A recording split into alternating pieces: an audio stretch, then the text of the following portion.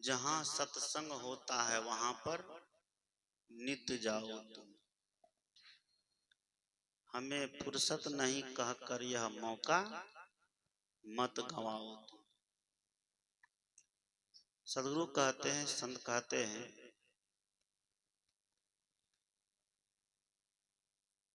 फुर्सत नहीं भी हो तो फुर्सत निकालना चाहिए।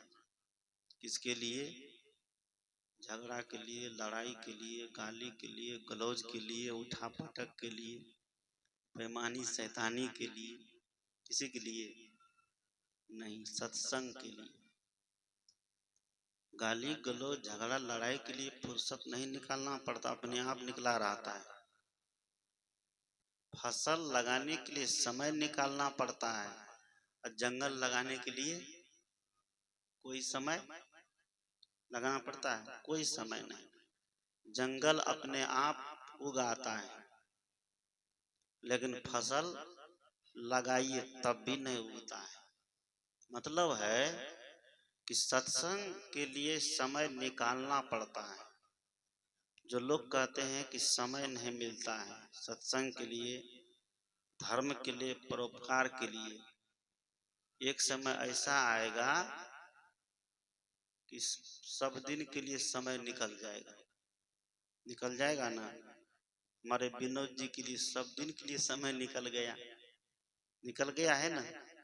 बड़ी तेजी से सब भाग रहे हैं, खाने पीने की फुर्सत नहीं है। आज दुनिया इतनी तेजी हो गई है कि खाने तक के लिए लोग बोलते हैं कि फुर्सत नहीं है, तो काहे कमाते हो? काहे हाय तोबा करते हो? करता है ना? कमाता है खाने के लिए, लेकिन जब खाने के लिए समय नहीं निकले तो ऐसा कमाना कोई काम का है? कोई काम का नहीं। इसलिए सदगुरु कहते हैं कि बहाना व्यक्ति को नहीं बनाना चाहिए। जो बहाना बनाते हैं ये बहाना काम नहीं देगा। देगा उस दिन काम जब दुनिया से जाने का समय आ जाएगा। उस दिन कोई बहाना काम देगा?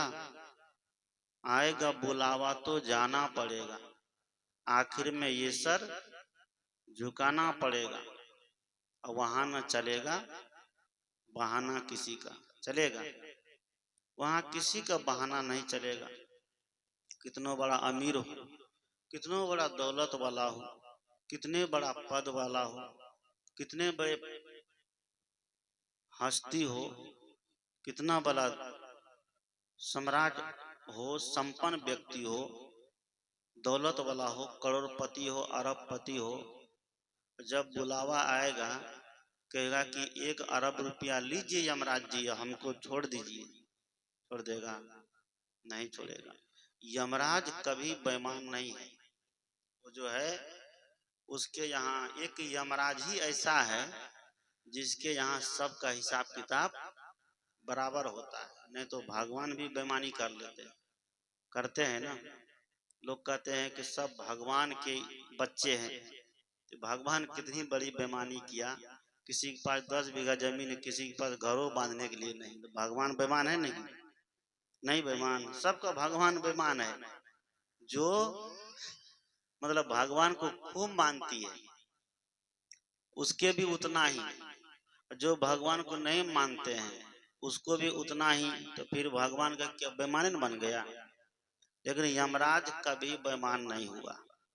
यमराज के दरबार में जो भी गया तो एक समान गया, चाहे हिंदू गया, चाहे मुसलमान गया, चाहे सिख गया, चाहे ईसाई गया। क्या वही सफेद कपड़ा पहन करके वहां पहुंच जाता है? देखिए यमराज सबके लिए बराबर एक जैसा कपड़ा देता है, नहीं देता है। कोई कहे कि नहीं यमराज जी, हम जो है करोड़पति है, हम जो है एकदम रेशमी कुर्ते पहनते थे, रेशम का कपड़ा पहनते थे, मलमल का कपड़ा पहनते थे, विदेशी कपड़ा पहनते थे, हमको जो ये मार्केट 20-25 रुपया मीटर ओढ़ा के ले जा रहे हैं, आपको डर भर नहीं लगता है? यमराज की सुन लेगा? सुनते हो? अभी कितना भी मलमल का, रेशम का, बनारसी साड़ी पहनिए, लेकिन जब यमराज के यहाँ जाइएगा तो सब वो निकाल लेगा, यहीं छोड़ दो, ये दिखावे की दुनिया में दिखावा का सामान यहीं छोड़ दो, वहां जब चलो तो कैसे चलो, सादा चलो। यमराज के यहाँ सादा जीवन जाता है, सादा कपड़ा जाता है, सादा साफ सुथरा मन जाता है, साफ सुथरा जीवन जाता है। यहाँ कितना भी रंगीन बन लीजिए, ये रंगीन रंगीन यहीं का यहीं रह जाएगा, वहां नहीं जाएगा। इसलिए सदगुरु कहते हैं बहाना बनाने से किसी का काम नहीं चलेगा। सत्संग के लिए, धर्म के लिए टाइम निकालिए और घर के माहौल को वैसा बनाइए। अगर सत्संग के लिए, धर्म के लिए टाइम निकालते हैं तो घर का संस्कार अच्छा होगा, बाल बच्चा का संस्कार अच्छा होगा। नहीं निकालिएगा तो संस्कार खराब हो जाएगा, दारू पिएगा, मुंह में गुटखा लिए रहेगा, एकदम कभी थू उधर थू, कभी उधर थू करेगा। एक जगह मैं गया था सत्संग में, एक कमरे में, जिस कमरे में रुका था उस कमरे में सब जगह एकदम पेंट किया हुआ था। थोड़ा सा पेंट इधर, जैसे बहुत लोग दीवार में डिजाइन बनाते हैं, डिजाइन कभी तारा, कभी चंद्रमा, कभी ऐसे, तो उसके दीवार में ऐसे ही डिजाइन बना हुआ था। कौन सी डिजाइन, कभी इधर थूकल, थोड़ा उधर थूकल, थोड़ा उधर थूकल। मतलब ये डिजाइन कौन चीज का जी, कौन सा ये मिस्त्री आता ऐसा ऐसा पेंट किया है। कहीं बाबा ये पेंट करने वाला मिस्त्री घरे का है, कौन है, हमारा बेटवा है।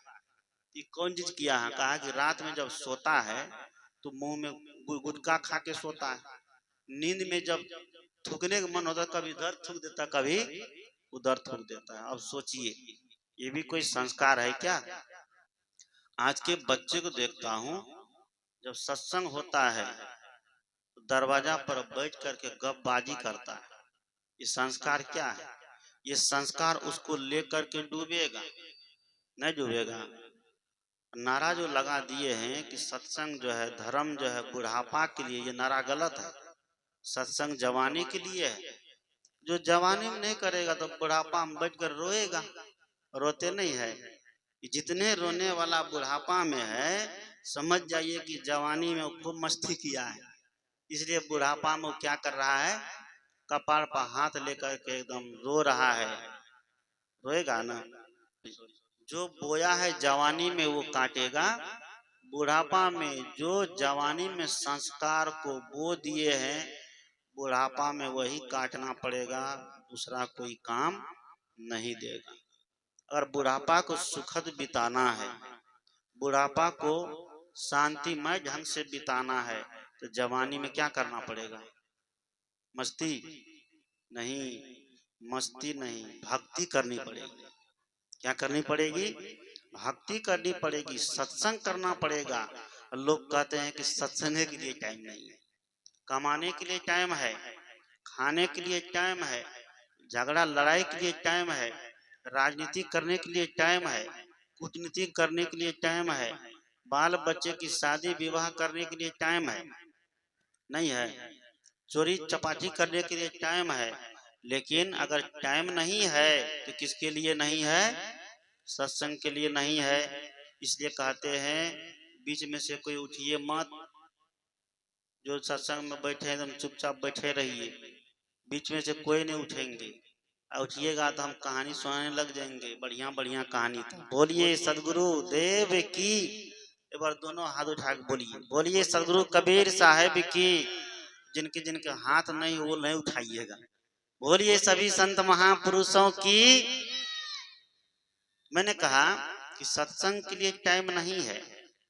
एक आदमी सत्संग में जा रहा था, सत्संग में जब जा रहा था देखा कि सत्संग में जाते जाते इसका सब कुछ बढ़िया हो रहा है, घर भी अच्छा बन गया है, बाल बच्चा का संस्कार भी अच्छा हो गया है, भोजन भी अच्छा करने लगा है। क्या भोजन अच्छा होने लगा है, धन संपत्ति में एकदम बरकत होने लग गया, वृद्धि होने लग गई, चारों तरफ उसका नाम चलने लग गया, सब लोग उसको एकदम आदर की दृष्टि से देखने लग गया। कोई उसको कभी उल्टा पुल्टा नहीं कहे, मैंने कहा कि वो देखा कि उस सत्संग में जाते जाते उसका सब कुछ अच्छा हो रहा है, घर मकान दुकान स्वर समान मान बड़ाई बाल बच्चा का संस्कार सब कुछ अच्छा हो गया। एक दिन उसका दोस्त उसका मित्र है, उनके भी मन में हो गया कि देखते देखते अरे हमारा दोस्त रोज सत्संग में जाता है लेकिन हम कभी सत्संग में नहीं गए, चलो चलना चाहिए, देखते हैं कि इसका बाल बच्चा कितना सुंदर बोलता है, कितना सुंदर संस्कार में रहता है, साफ सुथरा में रहता है, बढ़िया पढ़ता लिखता है, किसी को कभी गलत बात नहीं कहता है, कभी हल्ला गुल्ला कभी शोर शराबा कभी झगड़ा लड़ाई के पास नहीं जाता है, अपने आप से मतलब रखता है, जहां तक होता है दूसरे को सहयोग सहायता कर देता है, लेकिन दूसरों से लेने की भावना कभी नहीं रखता है। इसका दिन दुना रात क्या हो रहा है, चौगुनी हो रही है। तो वह भी देखा देखी सत्संग में आने जाने लगा। देखा देखी सत्संग में आते जाते 2 दिन 4 दिन 5 दिन 1 सप्ताह आते जाते हुआ क्या, एक दिन महात्मा जी ने सबकी परीक्षा ले लिया। बोलिए सदगुरुदेव की। इधर उधर ध्यान नहीं जाती होगा। एक दिन महात्मा जी ने क्या किया, परीक्षा ले लिया। महात्मा जी जब परीक्षा लिया तो प्रवचन के बीच में प्रवचन करते करते लगभग 1 घंटा प्रवचन किए। और उस दिन महात्मा जी ने कहा कि देखो आज हम 1 घंटा प्रवचन कर दिए, लेकिन अब जो है क्या करोगे, सब लोग संकल्प लो। क्या लो, संकल्प लो, एक व्रत लो। व्रत मतलब, व्रत का मतलब होता है कि छोड़ देना। क्या होता है, व्रत का मतलब होता है जो गलत काम है उसको छोड़ देना। आज का व्रत का मतलब क्या है कि गलत काम को पकड़ ले, ये नहीं हो रहा है।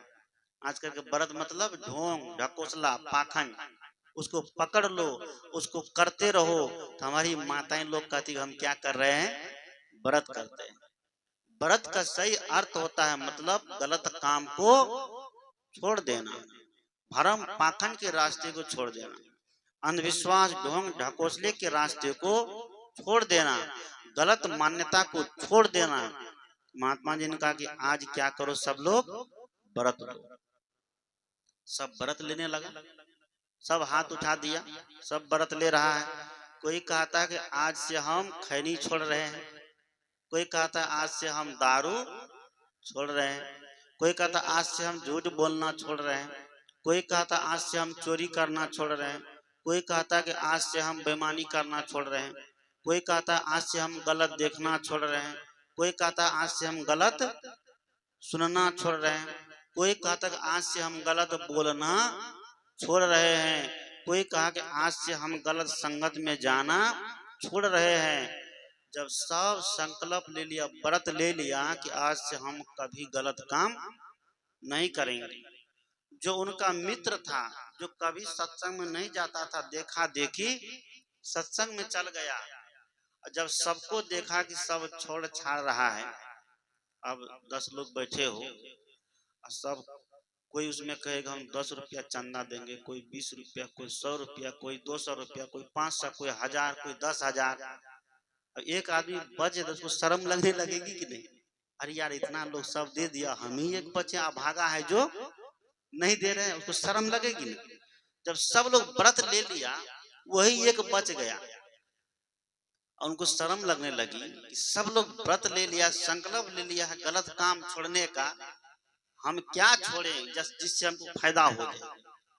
क्या हो जाए, हम क्या छोड़ दें कि जिससे हमको फायदा हो जाए। वह भी हिम्मत लगा के खड़ा हो गया सबके बीच में, हिम्मत लगा के खड़ा हुआ, कहता गुरुजी हम भी एक काम छोड़ रहे हैं।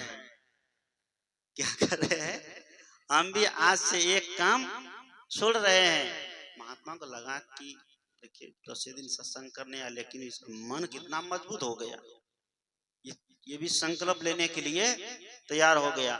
कहा कि गुरुजी हम भी आज इसे एक काम छोड़ रहे हैं। सब लोग सुन रहा है, सबका आश्चर्य लग गया कि 10 दिन सत्संग सुनने के लिए आया, लेकिन आज ये इतना बड़ा सत्संगी हो गया। महात्मा ने कहा ठीक है, क्या छोड़ रहे हो बताओ। कि आपका आदेश होगा तो हम बोल देंगे, कि हमारा आदेश है बोलो। एकदम हिम्मत मान के खड़ा हुआ, कहा गुरु जी सब तो सब कुछ छोड़ा, लेकिन आज से हम सत्संग में ही आना छोड़ रहे हैं। क्या कर रहे हैं? आज से हम सत्संग में ही आना छोड़ रहे हैं। न रहे बांस न बजे बांसुरी, न हम सत्संग में आएंगे, न हमको दारू छोड़ना पड़ेगा, झूठ छोड़ना पड़ेगा, छल छोड़ना पड़ेगा, कपट छोड़ना पड़ेगा, चोरी बेईमानी मतलब गलत काम छोड़ना पड़ेगा। गलत काम को छोड़ देंगे तो हमारा पेट कैसे चलेगा, भरेगा? नहीं भरेगा। उस व्यक्ति ने कहा कि आज से हम सत्संग में ही आना छोड़ देते हैं। और ये उस व्यक्ति की बात नहीं है, ये बात हमारे और आपके जीवन की है।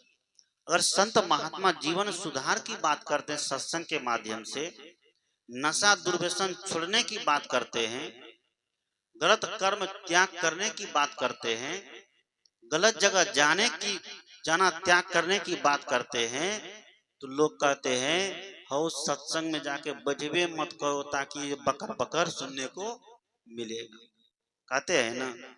इसलिए सदगुरु कहते हैं कि सत्संग जिस व्यक्ति के जीवन में नहीं है, उस व्यक्ति को जाके देखिए उसका क्या हाल है। धन तो बहुत है, संपत्ति तो बहुत है, जमीन भी बहुत है, लेकिन संगत सत्संग नहीं मिलने से जीवन नरक बना हुआ है। मरने के बाद क्या नरक मिलेगा उसको? जीते जी भोग रहा है, नहीं भोगता है। नरक ऊपर में नहीं है, ये जीवन ही हमारा नरक है।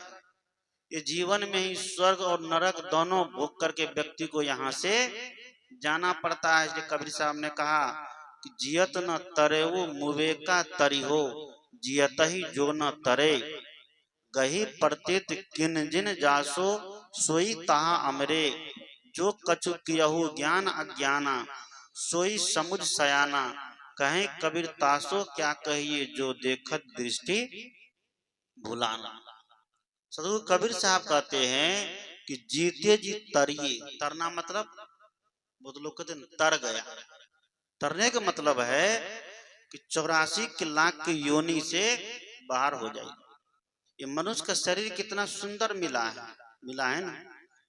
इस शरीर के लिए कहते हैं कि देवता लोग भी लालायित है कि हमको भी मनुष्य का शरीर मिल जाए तो हम भी क्या करेंगे? मोक्ष प्राप्त करेंगे। कौन सा काम? मोक्ष और स्वर्ग में बहुत अंतर है। क्या? मोक्ष और स्वर्ग में अंतर है।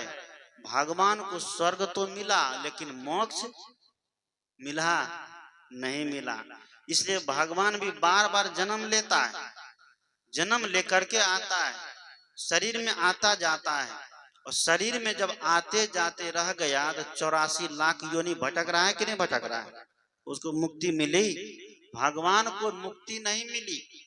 अगर मुक्ति मिलती है किसी को तो जो साधना करने वाले संत होते हैं, जो ध्यान करने वाले संत होते हैं, जो साधना करके ध्यान करके अपने मन की गंदगी को खत्म कर दिया है, उसको क्या मिल जाती है? कौन चीज मिले छे? पिछल को लोग सब बोलो की मिले छे? सोना चांदी, जगह जमीन, मकान दुकान, कि बेटा बेटी, कौन चीज मिले छे? मुक्ति। मुक्ति का मतलब जो मुक्त हो गया, मतलब मुक्त कर देना। किसी को जेल में ले जाके रखता है, जब उसका बेल हो जाता है, जेल से निकाल देता तो क्या कहते हैं? इसकी मुक्ति मिल गई, रिहाई, मुक्त हो गया। मतलब जो किसी के बंधन में नहीं है, जो बंधन को खत्म करके जो आजाद हो गया, उसको क्या कहते हैं? मुक्त जीव कहते हैं, उसको मुक्ति कहते हैं। क्या हम